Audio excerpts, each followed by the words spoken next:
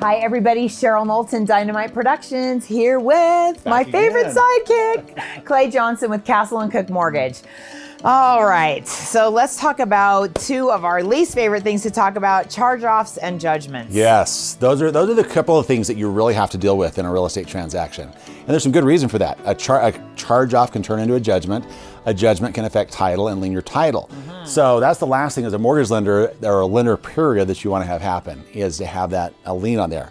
So how do you deal with that and what's the best way? So people say, in credit repair, how am I going to do that?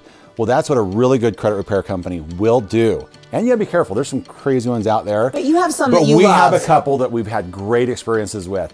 And what I love about it is they're gonna hold your hand, they'll get you on a three-way call, they'll call the person and they'll help you settle that out. Get it taken care of and negotiate it, sometimes for just a great price. So It will say settled, but that's a lot better than having a judgment or just a charge off that's not dealt with. Or an open collection that's just sitting out there marinating. And yeah, we don't want that. Right, medical collections, there's some understanding and some leniency like we talked about before.